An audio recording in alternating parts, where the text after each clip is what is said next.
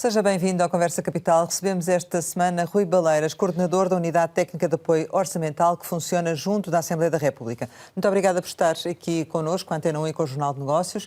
Como sempre acontece, começo por lhe perguntar o que é para si neste momento capital em Portugal. Muito obrigado pelo convite e o interesse em me ouvirem e aproveito também para saudar os ouvintes da Antena 1 e os leitores do Jornal de Negócios. A palavra capital tem imensos significados, depende do contexto que nós escolhermos. Por exemplo, o contexto que eu escolho nesta ocasião, o contexto das interações sociais. No contexto das interações entre as pessoas, capital é o estoque de valores, materiais e imateriais, que uma geração passa à geração seguinte. Enfim, os valores são importantes na passagem de gerações. Atualmente estamos a enfrentar algumas situações, várias ligadas à corrupção e prevaricação ao nível da classe política. Fez cair um governo da República e um governo regional da Madeira, por razões diferentes, certamente. O relatório da percepção da corrupção também coloca Portugal abaixo do valor médio da União Europeia. Como alguém muito habituado a analisar as contas e que já esteve aliás, no Conselho das Finanças Públicas, como é que avalia estas situações? O que é que está a falhar? Até porque há mecanismos que detectam o problema. É preciso atuar a outro nível? O que é que falta? Bom, vamos lá ver. Uma vez que estamos, que essa questão lida com situações ilegais, nós temos muita dificuldade em saber se o facto de termos agora mais notícias sobre casos de corrupção, isto não quer necessariamente dizer que tenhamos mais corrupção do que tínhamos quando havia, porventura, menos escrutínio por parte dos jornalistas e da própria justiça, não é? Portanto, nunca sabemos isso. Agora, é evidente que nos últimos meses, anos até, há uma maior percepção de casos de corrupção. Infelizmente, no nosso país, passa demasiado tempo entre o aparecimento de sinais e condenações em tribunal. E, portanto, isto também não ajuda a termos uma ideia objetiva sobre a dimensão do fenómeno em Portugal, não é? Porque não podemos correr o risco de condenar pessoas ou categorizar atos que depois não se consegue provar. E a corrupção é, de facto, um dos crimes mais difíceis de provar em tribunal. Agora, como é que isto se ultrapassa? Isto ultrapassa-se com educação e com punições exemplares para os casos provados em tribunal. Tem que se usar o pau e a cenoura. Eu, enfim, tenho uma certa aversão a dar respostas através da lei, não é? Provavelmente nós temos leis mais do que suficientes para prevenir e castigar, mas se calhar não as sabemos implementar, não é? Enfim, há notícias de que levou demasiado tempo a ser colocado no terreno um determinado mecanismo anticorrupção. Não sei se tem poderes efetivos, se é um mero órgão de recolha de informação para depois outras entidades atuarem. Agora, que é uma situação que é muito danosa do ponto de vista dos valores humanos e que tem danos na reputação da economia portuguesa, isso com certeza que sim. É isso, e a esse facto juntamos esta incerteza política que decorre precisamente desses casos e do seu ponto de vista tem efetivamente impactos negativos na economia, nas expectativas externas, nomeadamente quanto à evolução até das próprias finanças públicas do país? Bom, neste momento não creio que isso esteja a verificar-se, porque não houve uma resposta, por exemplo, do prémio de risco na dívida pública portuguesa. Não há uma correlação estatística, não é, entre a variação no prémio de risco e a emergência destes casos na comunicação social. Portanto, a situação de que eu estou a falar é um risco reputacional.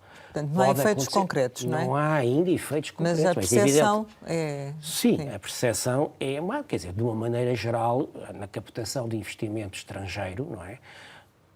O bom investimento estrangeiro não vai para locais em que a corrupção é elevada ou em que há uma insegurança física ou que o Estado de Direito não seja respeitado. Pronto.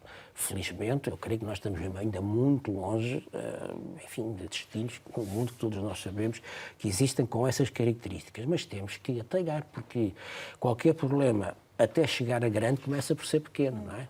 Mas o quadro da própria instabilidade política, o Ministro da Economia Santo, António Costa Silva, esta semana alertava, dizia que há investidores que estão nervosos com o quadro de incerteza política do país, que era preciso dar melhores garantias.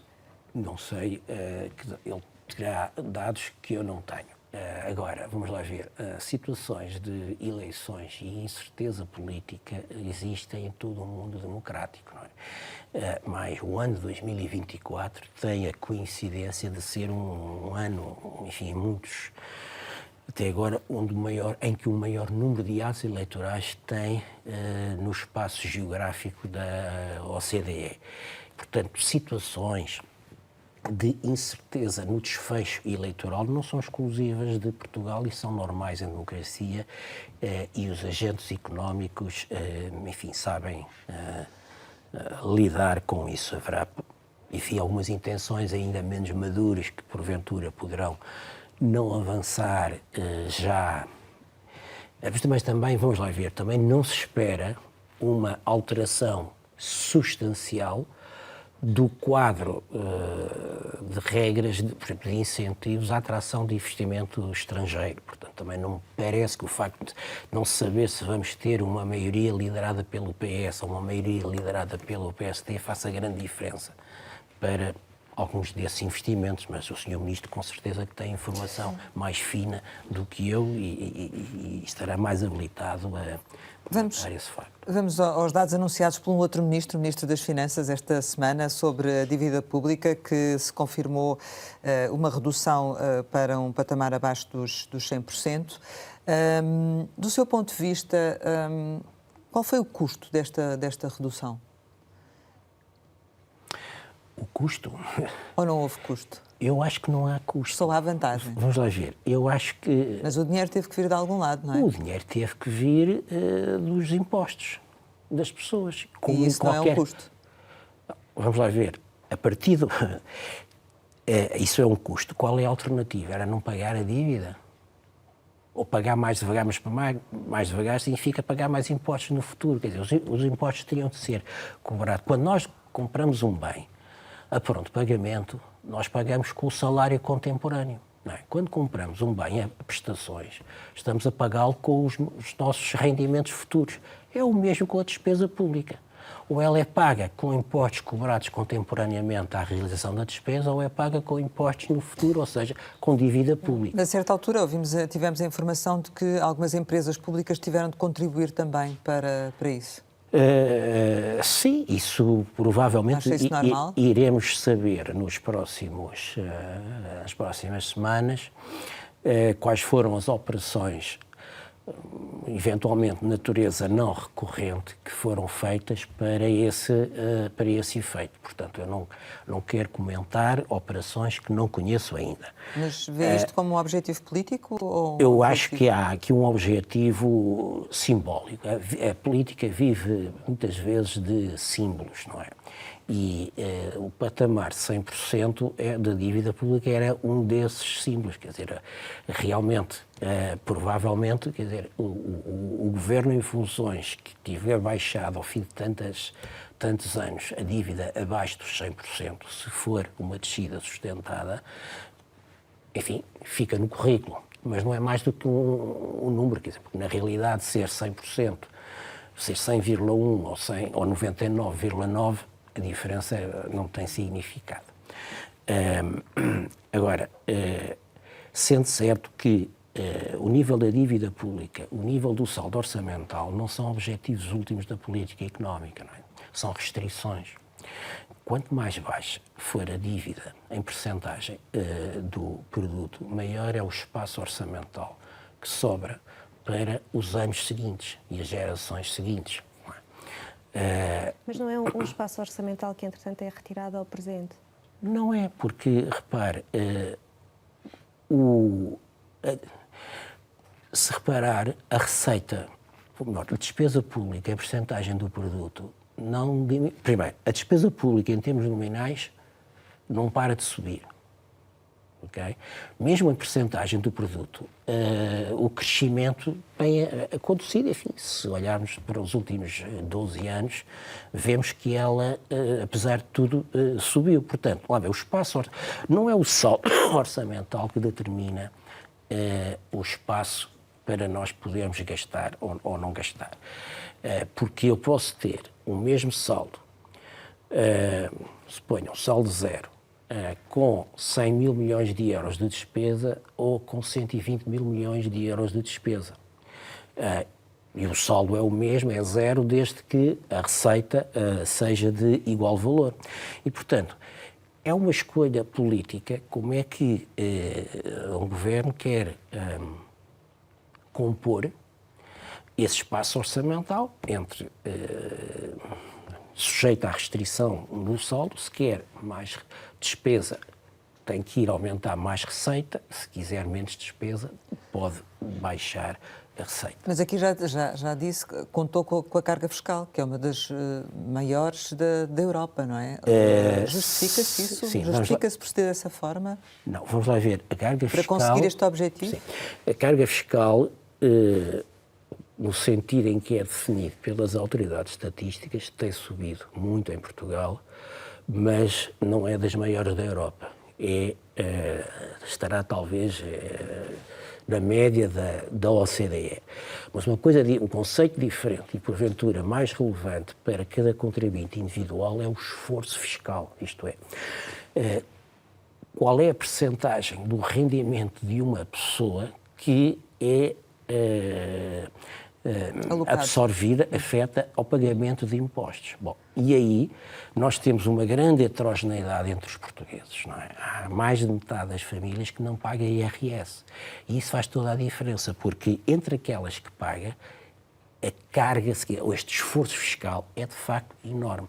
E, sobretudo, quando olhamos para o mercado de trabalho como um elevador social. Porquê? Por termos uma estrutura progressiva no IRS, somada aos 11% da TSU e aos 23,75% da TSU das entidades patronais, nós temos uma carga fiscal, uma taxa marginal sobre o rendimento do trabalho brutal. Quer dizer, começa sei lá, por um salário bruto abaixo dos 1.900 euros, não é? Que não é nada de especial em termos internacionais, já se está a pagar, penso que 37% de taxa marginal de IRS, mais 11% de segurança social, é cerca de metade. Quer dizer que uma pessoa que tenha um aumento de ordenado de 100 euros, nesse escalão, quer dizer, fica com menos metade, fica com 49 euros e a empresa sobre os 100 ainda vai pagar mais 23,75 euros. Portanto, nós temos, de facto, um sistema fiscal que, para quem paga impostos, nomeadamente sobre o trabalho, é muito pesado. Temos um sistema fiscal que discrimina desfavoravelmente o trabalho face ao fator capital e que, portanto, não sendo a causa principal de termos salários baixos em Portugal, agrava esta situação.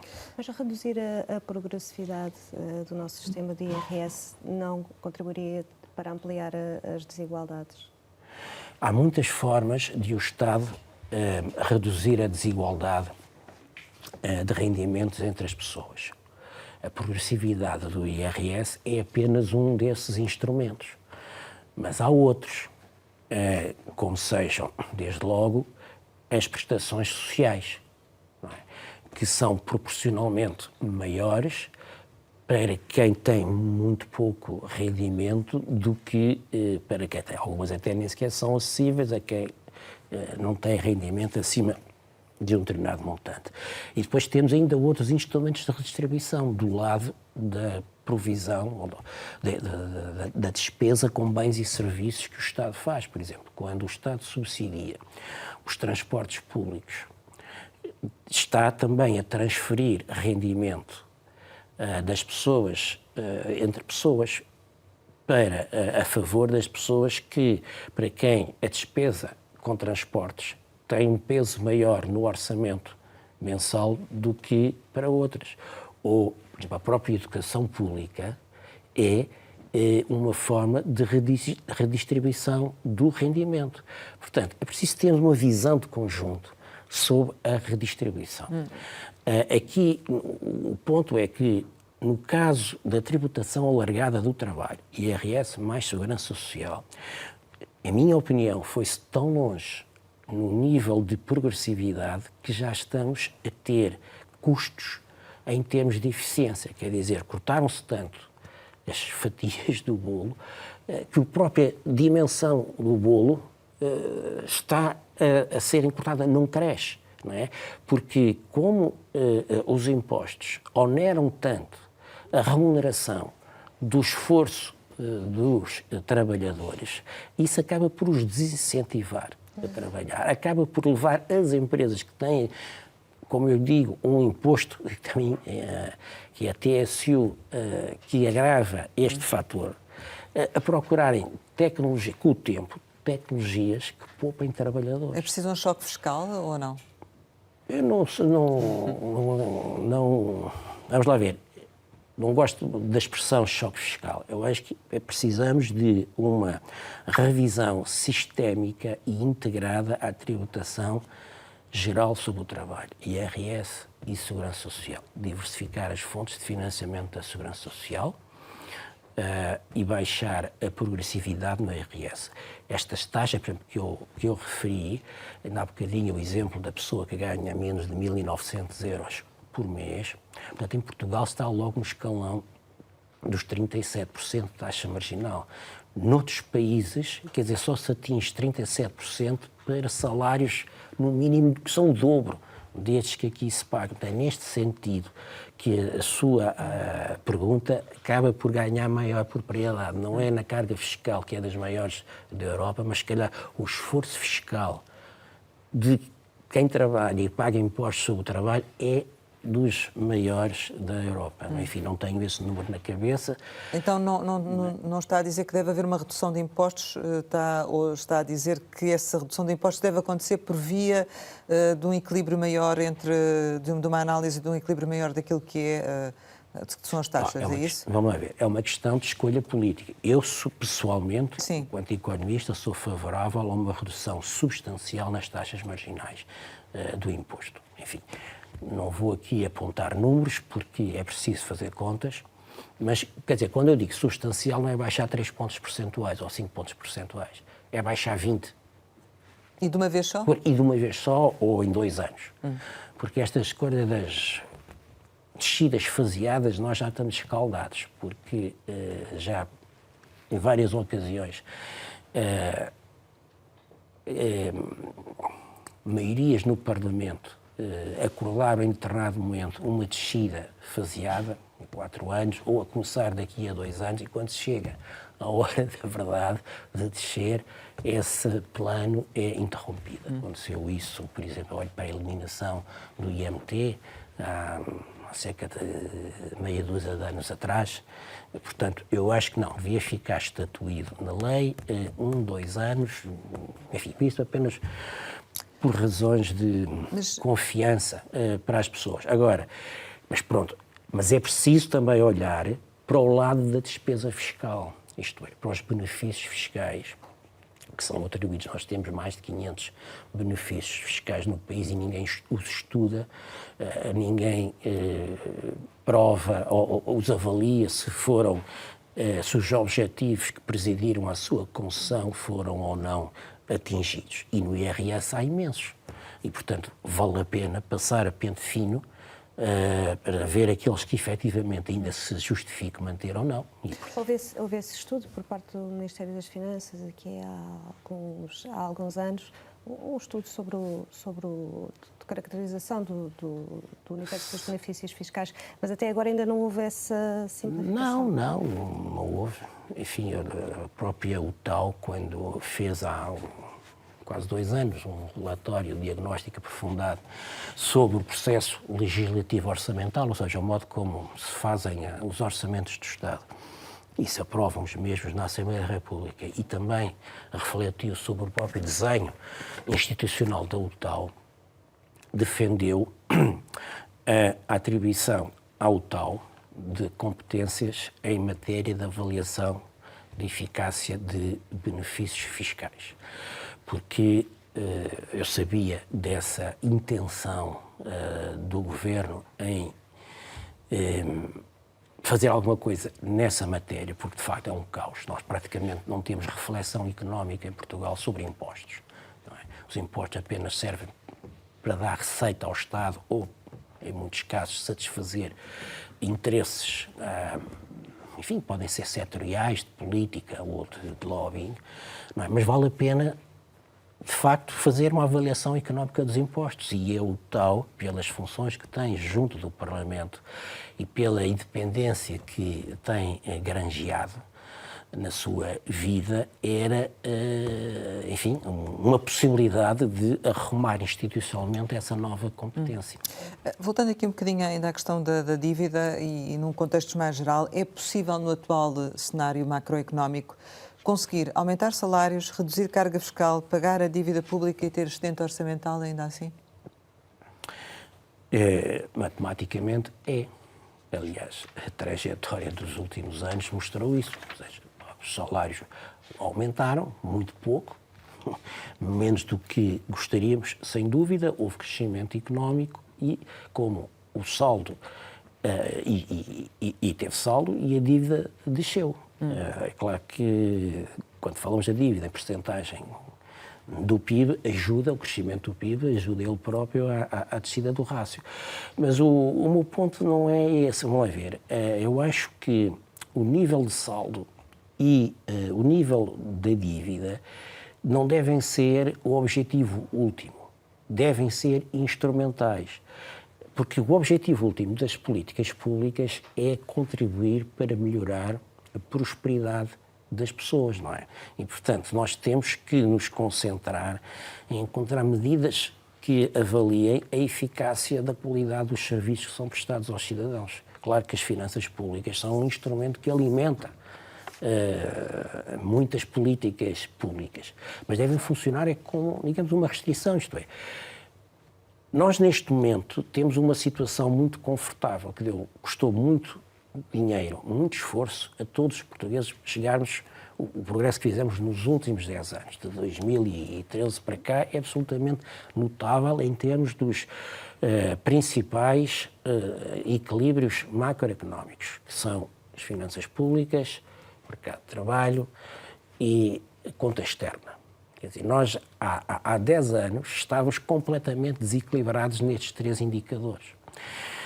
E mal ou bem, é verdade agora é que no início de 2024 nós temos o desequilíbrio das contas públicas muito contido.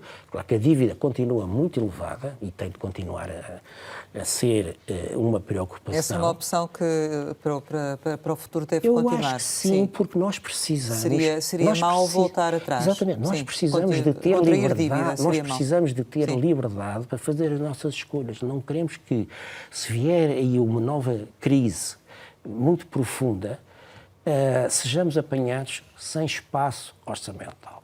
Disse-se, e é verdade, que quando veio a crise pandémica, a resposta pública em Portugal foi inferior em percentagem do PIB do que noutros países europeus. É verdade, mas a razão é porque o nosso ponto de partida era pior do que a Alemanha ou os Países Baixos, que tiveram um maior esforço relativo a combater a pandemia. Portanto, o que nós temos de fazer é caminhar nesse sentido, de criar almofadas, para que não dependamos de ajuda estrangeira. Vamos então falar sobre essas almofadas. O Conselho das Finanças Públicas, nas projeções macroeconómicas, disse que tem havido orçamentos que têm sido prudentes, mas que a despesa tem sido subestimada.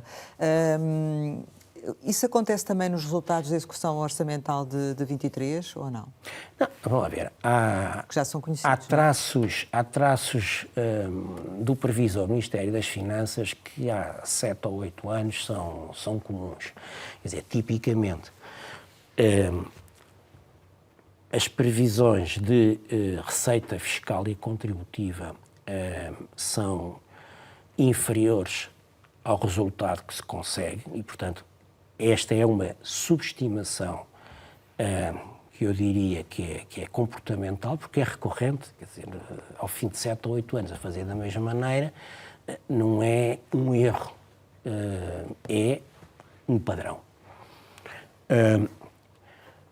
Também há um outro desvio que é recorrente, que é a sobreestimação do investimento. Não é? Do investimento público, todos os anos se prevê muito mais do que aquilo que é conseguido. Mas, de uma maneira geral, bom, e há uma explicação, digamos, de economia política para este comportamento. Mas a verdade é que, de uma maneira geral, o facto que, lá ver, a gente pode dizer que estas previsões são prudentes do ponto de vista do agente Ministério das Finanças. Porquê? Porque o ajuda a conter as expectativas de mais despesa por parte da sociedade e desde logo dos ministros setoriais a quem ele tem que ceder a receita dos impostos para efetuar despesa, não é? Porque diz assim, bom, a nossa previsão de receita, porque enfim, mais de 2/3 da receita é impostos e segurança social. Não dá, não vai dar, e portanto não há dinheiro para mais despesa. E depois, a despesa onde há maior flexibilidade todos os anos para aumentar e diminuir é a despesa de investimento, despesa de capital, também transferências de capital e investimento. Sempre foi na nossa história orçamental a válvula de ajustamento das crises, nas crises de austeridade. E depois isto é simpático durante a época do orçamento, que aí vem aqui o argumento de economia política, porque é assim, o Governo apresenta-se sempre em outubro dizendo que os impostos, que a carga fiscal não aumenta, ou aumenta muito pouquinho, ou até vai descer em relação ao ano passado. Claro que isto tem um impacto de curto prazo na reputação do Governo, que é melhor do que ele se apresentasse com uma proposta mais realista de previsão da receita fiscal, que mostrava um aumento maior face ao ano anterior. E, portanto, acreditando que os agentes políticos e os comentadores na imprensa são míopes, não é? E, portanto, não se apercebem que este é um padrão recorrente, é uma estratégia que paga no curto prazo. Não é? E o mesmo em relação à despesa, quer dizer, nós sabemos como em Portugal se acha, a grande geral dos cidadãos, que o Estado não investe, os serviços públicos estão mal por falta de investimento. Mas ao final do dia, e por isso que as previsões são empoladas, não é? Certo. Mas também pelo mesmo argumento de economia política. Mas no fim do dia, esta estratégia de comunicação acabou por ajudar a conseguir o resultado orçamentais de 2023. Nesta semana sabemos os resultados em contabilidade pública para o conjunto do ano, os 4,3 mil milhões de euros no excedente. O que é que lhe parece que depois, na tradução para a contabilidade nacional, já disse, o tal já referiu que acredita que o excedente ficará acima dos 0,8% do PIB. Portanto, como é que se poderá traduzir este valor da contabilidade pública? Não lhe vou dar nenhum valor exato porque é preciso fazer contas e estamos à espera também de informação adicional por parte do INE, do Ministério das Finanças, para precisamente percebermos como é que, quais são os ajustamentos, e são dezenas deles, a este valor dos 4.330 até chegar ao valor do saldo em contabilidade nacional. É preciso informação muito fina que não existe no domínio público e é por isso que é o INE que é a autoridade estatística para dizer qual será o saldo. Bom, mas dito isto, diria que este saldo que volta a ser positivo, e eu penso que este ano será talvez, enfim, não tenho exatamente a certeza, mas é capaz de ser o primeiro ano desde 1999, que é o ano a partir do qual nós temos as séries orçamentais trimestrais, em que temos 4 trimestres com saldo positivo. E, portanto, isto reforça a convicção de que o resultado em contabilidade nacional seja francamente superior aos 0,8%. No entanto, eu até arrisco, aqui dou um bocadinho mais, que vai ser mais de 1%, mas não vou dizer mais porque, pronto, houve com certeza operações no final do ano, nos últimos dias do ano, que eu não tenho conhecimento, mas todos os anos, enfim, isso costuma acontecer e que farão diferença neste ajustamento da passagem de um saldo a outro. Qualquer das formas, à semelhança do que referiu a Presidente do Conselho de Finanças Públicas, também já alertou que grande parte do excedente das administrações públicas se deve ao saldo da Previdência e da Segurança Social. Há o risco do saldo da Segurança Social não ser todo afetado à reserva para pagar pensões, Fundo de Estabilização Financeira e Segurança Social, isso pode acontecer? Se a lei for cumprida, não. E qual é a lei aqui? É a lei de enquadramento orçamental. A lei de enquadramento orçamental tem um artigo, que é o 21º, que já prescreve o destino a dar aos excedentes orçamentais. E então, diz que os excedentes orçamentais devem ser canalizados para amortizar a dívida enquanto esta estiver acima de 60% do PIB. Portanto, amortizações antecipadas de dívida. Não diz é qual o valor? Não diz o valor. Não, isso deixa a descrição de quem é Exatamente. governo.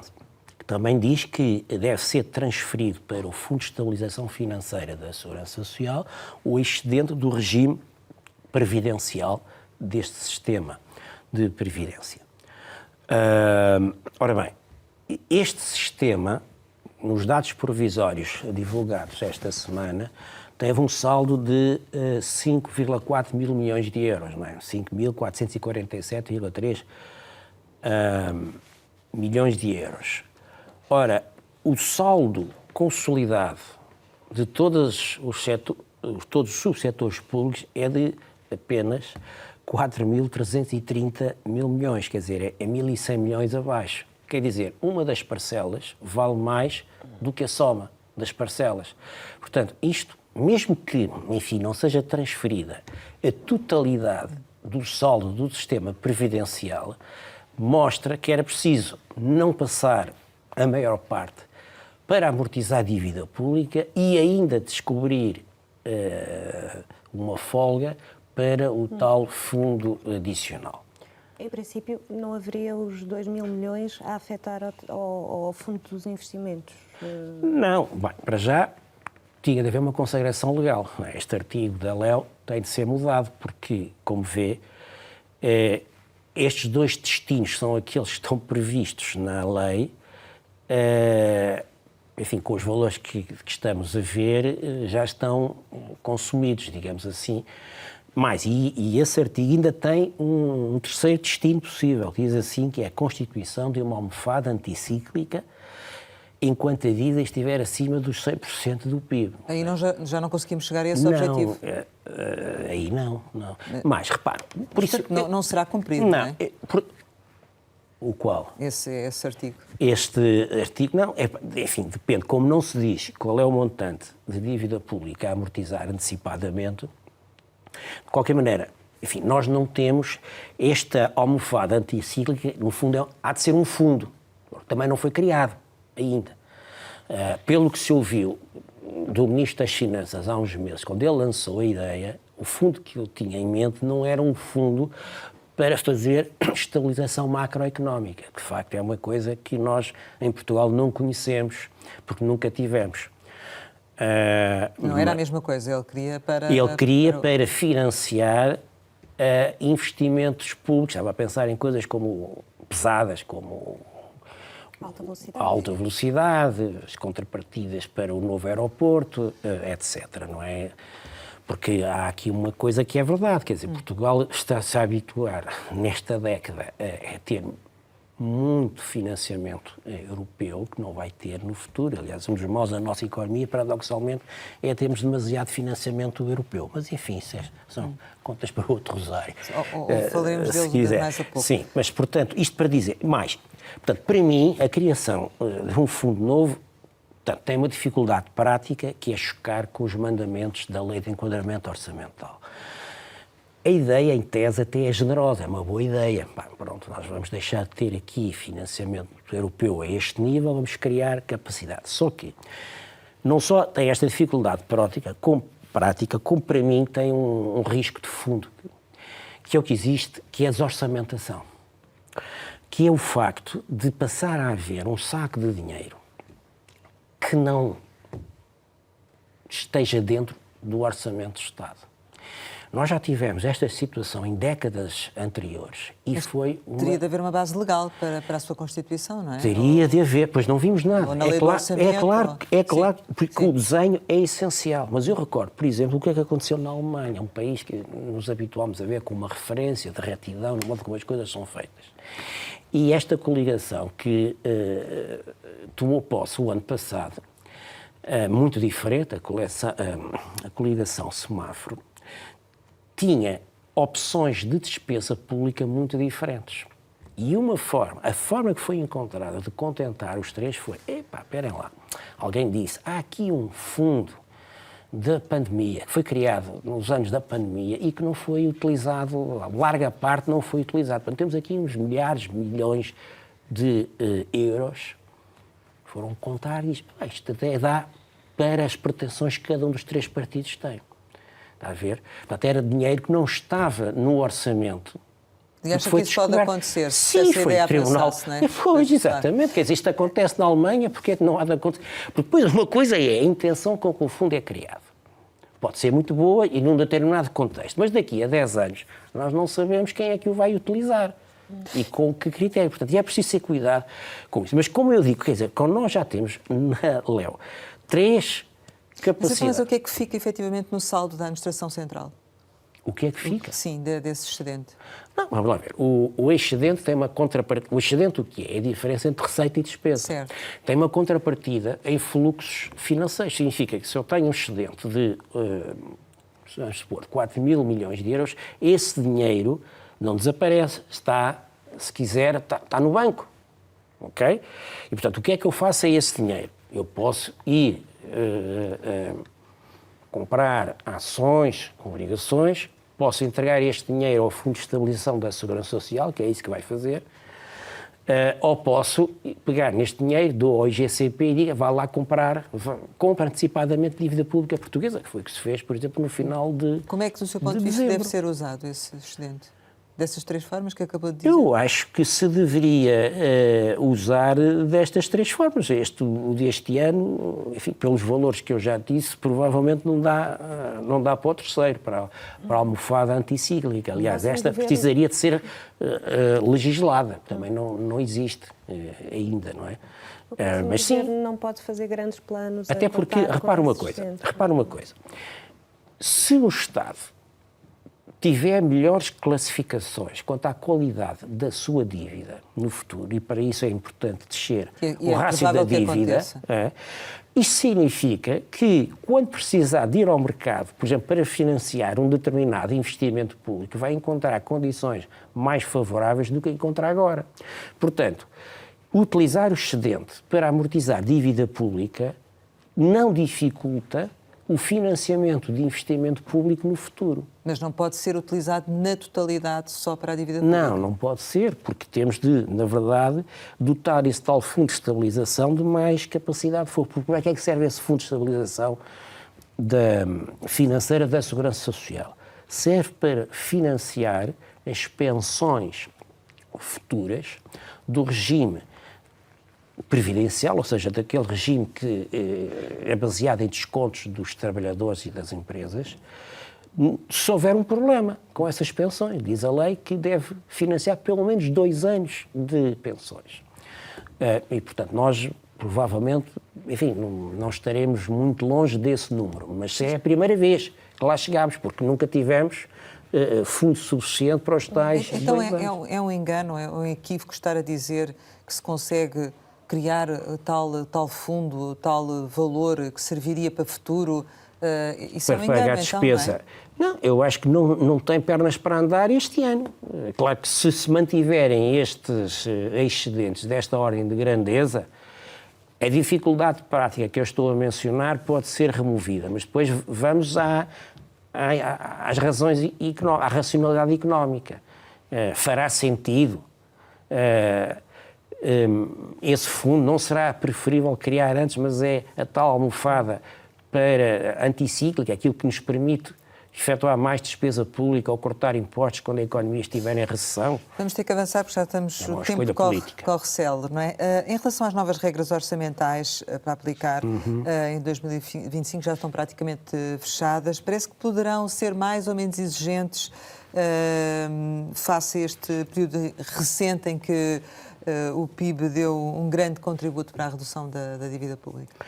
Ora bem, como o nosso ponto de partida agora é francamente melhor do que era há 7, há 8 ou há 10 anos atrás, quando estivemos sob o procedimento de déficit excessivo.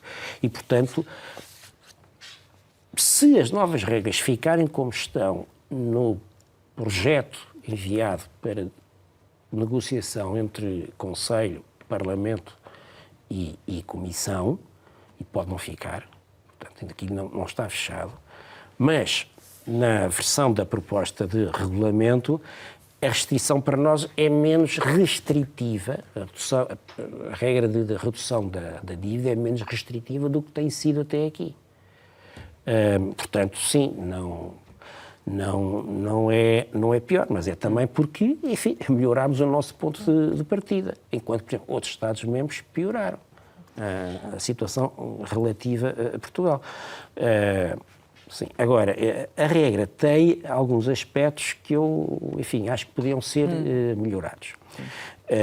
Porque permite, enfim, facilitar essa trajetória e estendê-la de 4 para 7 anos com base em anúncios de reformas e anúncios de investimentos planeados. E, enfim, isso depois é para ser acordado bilateralmente entre a Comissão e o Estado-membro. Eu acho que isto é um bocadinho perigoso, porque nós já sabemos da capacidade relativa que as instituições internacionais têm para acompanhar em cada Estado-membro o conteúdo das chamadas reformas. Basicamente, muitas vezes, pelo menos no caso de português, quando tivemos o programa de ajustamento e agora o PRR, são leis, não é? E a Comissão não tem capacidade para ler os detalhes, não é? E nas leis o problema normalmente está nos detalhes. Portanto, isso parece-me um bocadinho perigoso.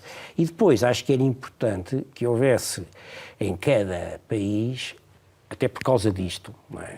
Uma entidade independente do poder político que pudesse acompanhar, monitorizar e tivesse acesso à mesma informação que os Ministérios das Finanças têm, informação que a Comissão Europeia tem que dar até 15 de janeiro de cada ano, para que eles possam avaliar os progressos efetivos dessas trajetórias. Era o que se pretendia inicialmente na proposta da Comissão Europeia, mas depois acabou afastado. Sim, caiu. Por vontade dos Mas pode ser que na discussão ulterior tripartida esse ponto seja revisto, que eu acho que isso era obviamente importante. Já falámos aqui sobre a questão do choque fiscal, ou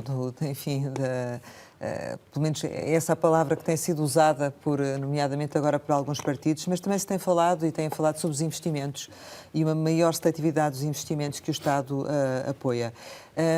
É possível também ter confiança em grandes efeitos multiplicadores do investimento numa economia desenvolvida como a portuguesa ou não? Tudo depende do investimento. É assim, mais do que do valor, eu posso pegar em 10 mil milhões de euros e gastar metade a fazer buracos pelo país fora e a outra metade a tapar os buracos.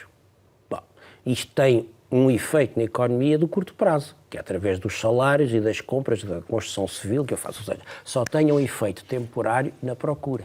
Efeito reprodutor, no sentido que eu estava a dizer, é zero, porque não afeta a capacidade de produção futura da economia. Eu posso agarrar nesses 10 mil milhões de euros, sei lá, por exemplo, e tenho uma fábrica de semicondutores, topo de gama, na Europa, ligada a cadeias internacionais de fornecimento.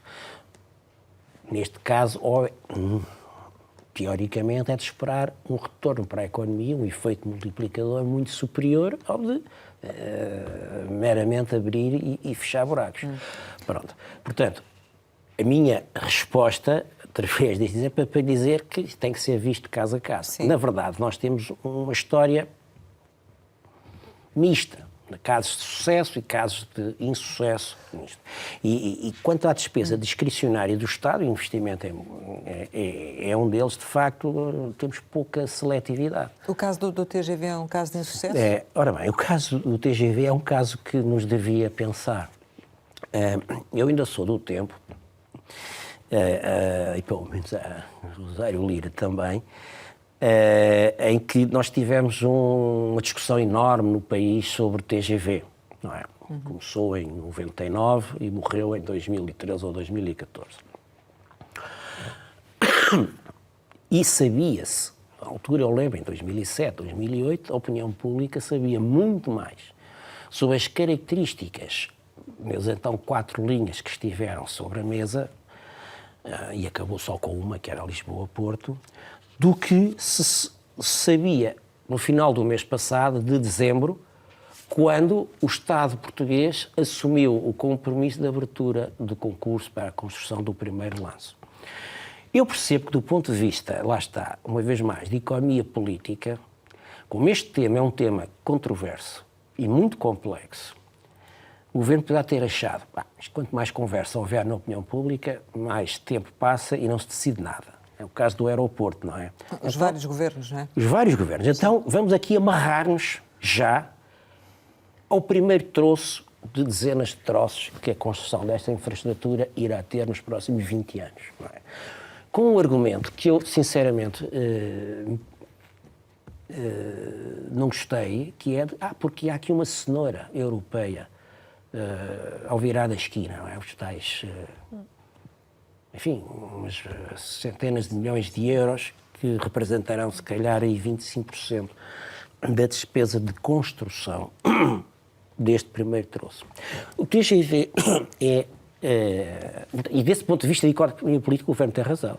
Seguramente que, se vamos discutir, há muita coisa para esclarecer, não é? Mas não deixaríamos de fazer só por ter esse dinheiro, é um bom pretexto para se fazer, ou não? Não, não é. O Não? quê? Ter um subsídio? Então, e quem é que paga os outros 75%?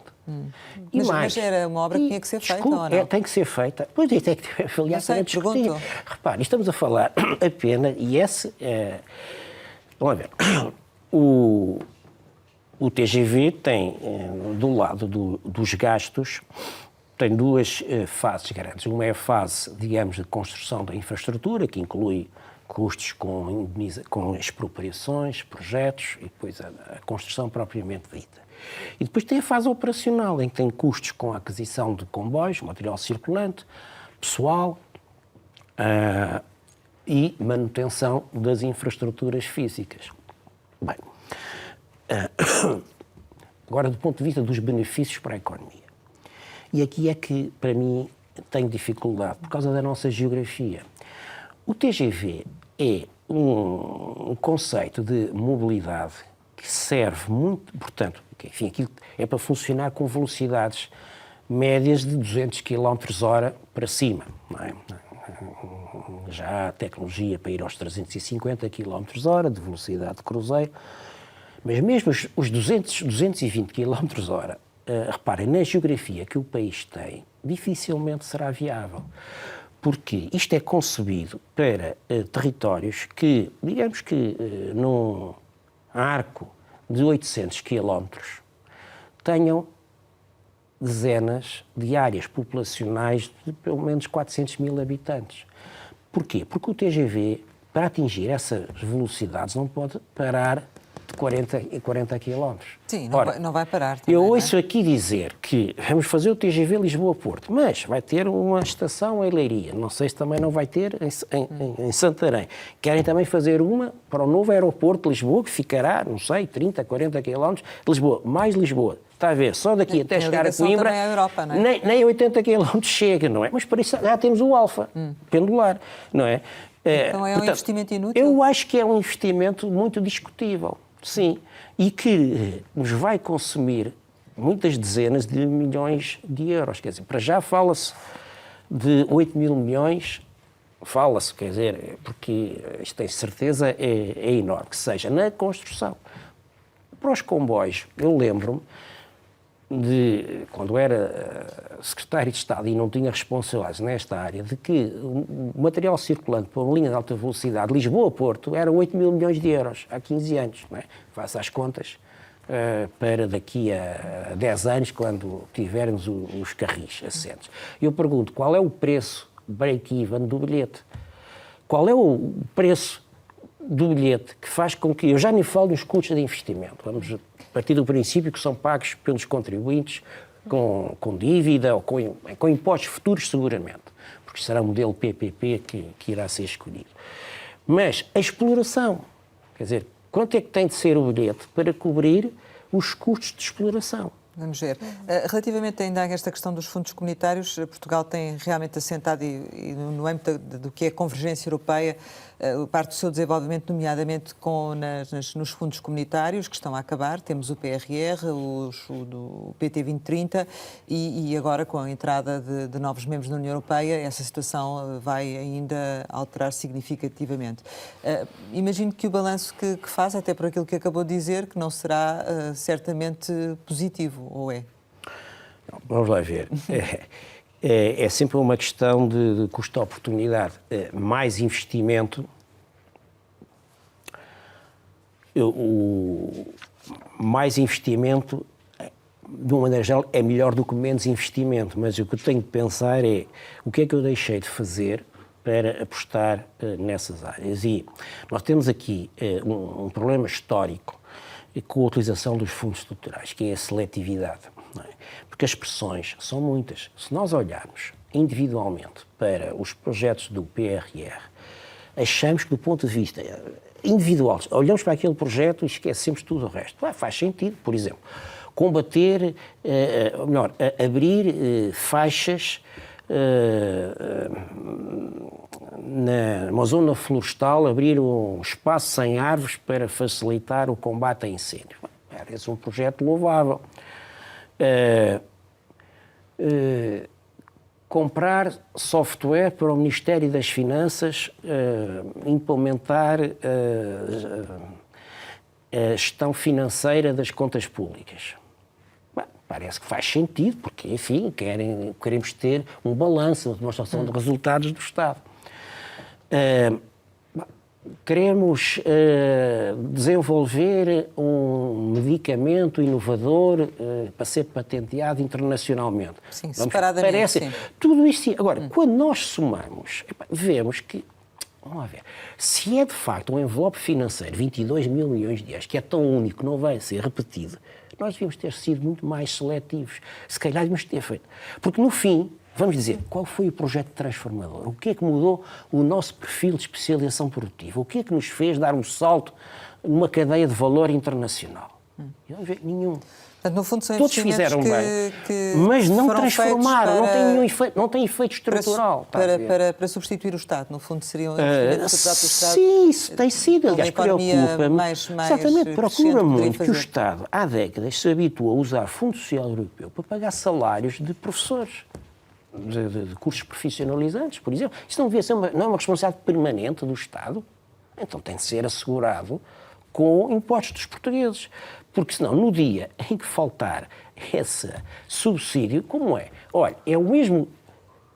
O que pode acontecer nessas áreas que se habituaram a viver dos fundos para atividades correntes, vai acontecer o mesmo que aconteceu às urgências do SNS. Porque foram criadas no início dos anos 80 para funcionar com horas extraordinárias. Durante 20 anos a coisa foi mais ou menos funcionando bem, porque não havia alternativas salariais fora do SNS, porque eram relativamente poucas horas, porque não havia uma contagem rigorosa das horas extraordinárias. Agora, estão a arrebentar precisamente, e a causa é porque vivem de horas extraordinárias. E as pessoas não estão dispostas a dar, porque são muito mais horas do que davam antigamente. Portanto, é isto, quer dizer, se nós temos um problema identificado, devemos procurar resolvê-lo enquanto o problema é pequeno, antes que se torne demasiado. Indo um bocadinho também à questão da produtividade, cuja tendência recente tem sido de quebra, há muito esta questão de ser necessário aumentar a nossa produtividade, mas é possível fazê-lo perante o cenário demográfico que temos, onde se prevê uma grande quebra da população ativa? Como é que se melhora a produtividade neste contexto tão negro? Sim. Vamos lá ver. É um contexto negro, como, enfim, todas as gerações disseram que tiveram o seu contexto negro. A competitividade, da qual a produtividade é uma parte e muito importante do nosso déficit, é o maior déficit que nós temos, de facto, porque não conseguimos corrigir. É por isso que eu dizia que foi importante termos resolvido os principais desequilíbrios macroeconómicos. Porquê? Porque nós agora temos espaço para nos preocupar com os grandes desafios microeconómicos. A produtividade é um desafio que tem de ser atalhado a nível mais micro e não global. E depende de respostas de todos os agentes. Olha, desde logo nos donos das empresas. A maioria dos donos das empresas em Portugal tem uma fraca aptidão empreendedora. Portanto, e aqui a escola também poderia ter formação nos currículos obrigatória em literacia económica e procurar desenvolver o empreendedorismo. Mas uma parte do problema da produtividade é grande parte do nosso tecido empresarial não está sensibilizada para o que tem de fazer no sentido de alcançar patamares de rentabilidade mais elevados do que tem.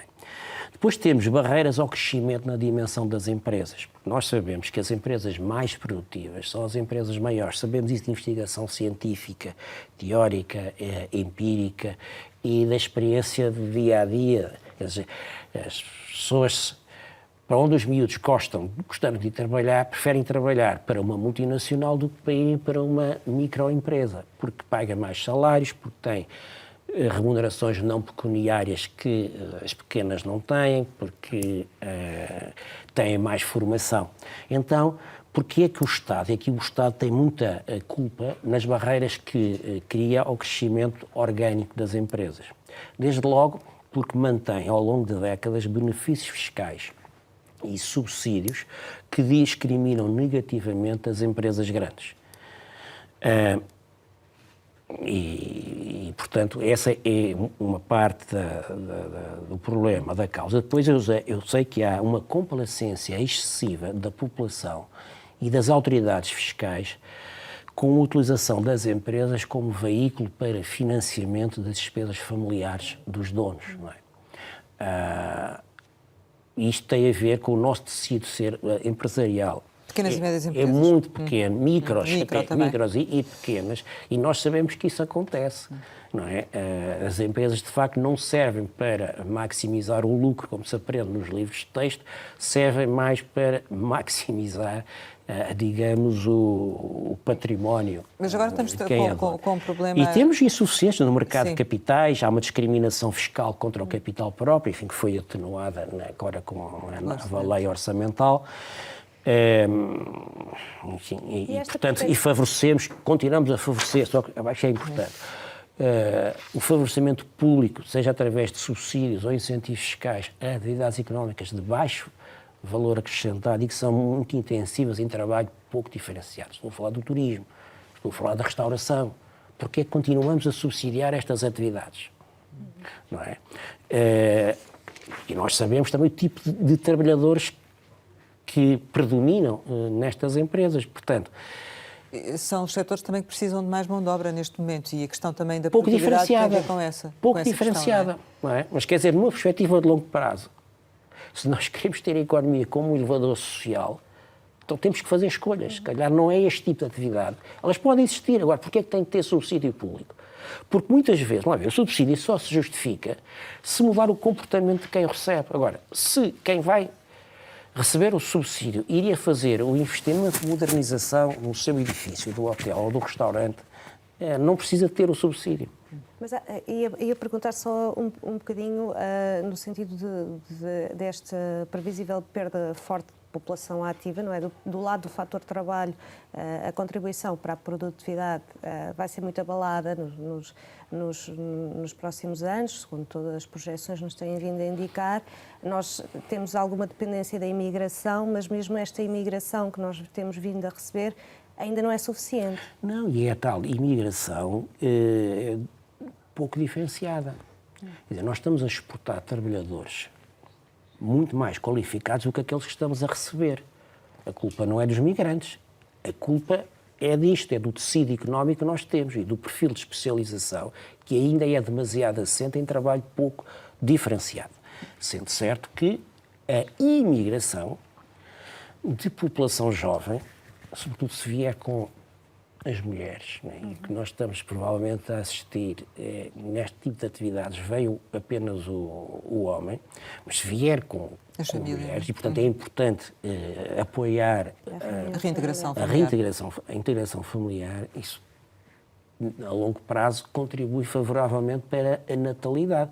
O que nós gostaríamos é que os filhos destes imigrantes pudessem ter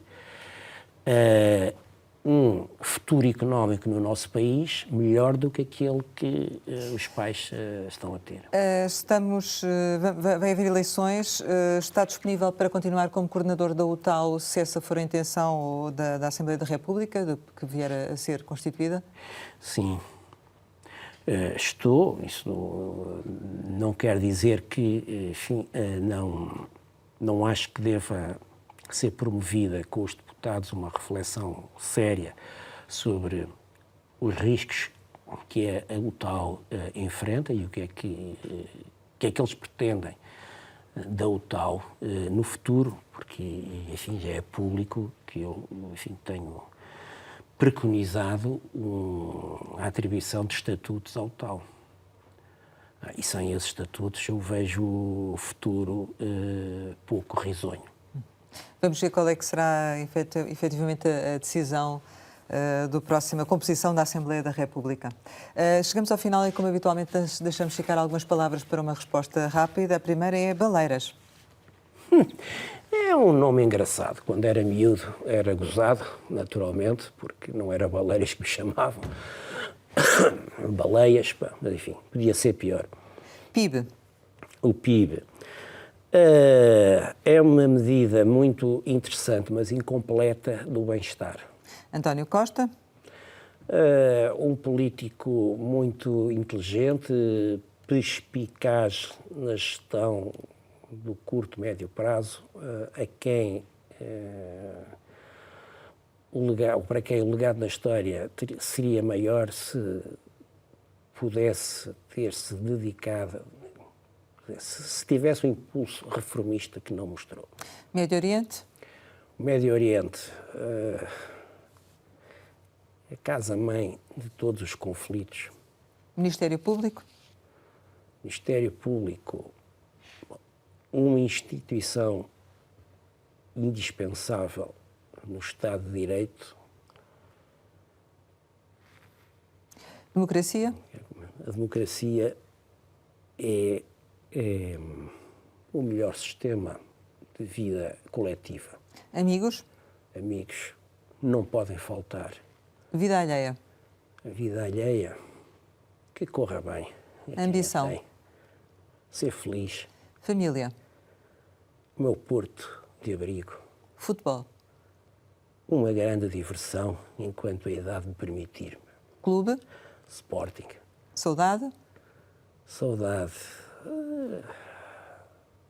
É um sentimento agradável, mas que não pode tolher a nossa vontade de agir sobre o futuro. Portugal. É casa de todos os portugueses. Rui Baleiras, muito obrigada por ter estado aqui com a Antena 1 e com o Jornal de Negócios. Pode rever este Conversa Capital em www.rtp.pt. Conversa Capital com o coordenador da UTAU, a Unidade Técnica de Apoio Orçamental que funciona junto do Parlamento. Regressamos para a semana, sempre neste dia, esta hora, e claro, contamos consigo.